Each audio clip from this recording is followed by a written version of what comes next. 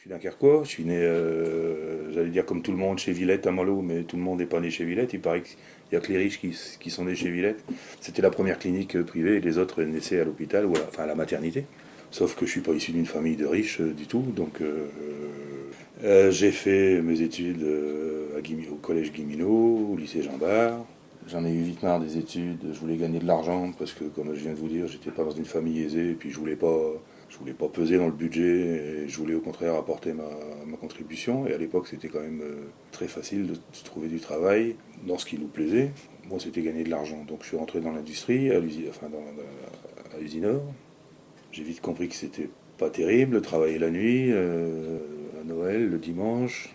Je suis rentré à l'école des chantiers de France. J'ai fait la dernière promotion de traceur. Et je suis resté au chantier donc comme traceur coq à bord des bateaux. Je suis resté de 1973-14 à 1980. J'ai quand même mis 6 ans à me rendre compte que ça n'allait pas non plus.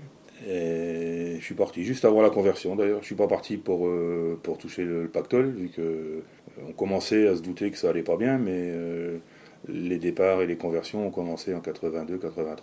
Donc voilà, c'est un beau projet qui arrive maintenant qui ronronne. J'espère que on aura l'occasion dans le mouvement des municipales de revoir un petit peu les partenariats, les complémentarités pour booster un peu le projet.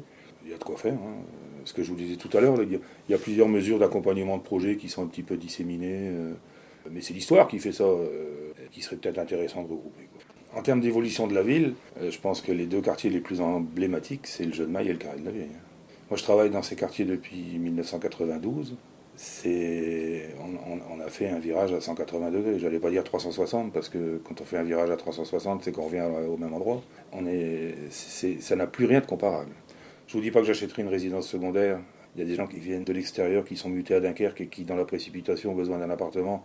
C'est encore plus facile d'en trouver un ici qu'en centre-ville ou à Malo. Mais ils sont enchantés, ils sont ravis. Ça n'a plus rien à voir.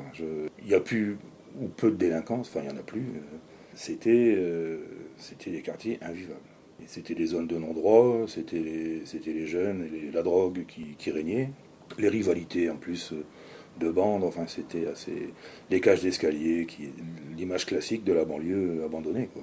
Ce qui est plus du tout le cas. Et le dernier quartier en rénovation, c'est la Basse-Ville. Le prochain beau projet, ce sera celui-là. Donc effectivement, c'est moins spectaculaire que le bateau-feu, c'est moins spectaculaire que l'aménagement du Neptune, mais en termes humains, c'est une opération bien plus lourde. Quoi.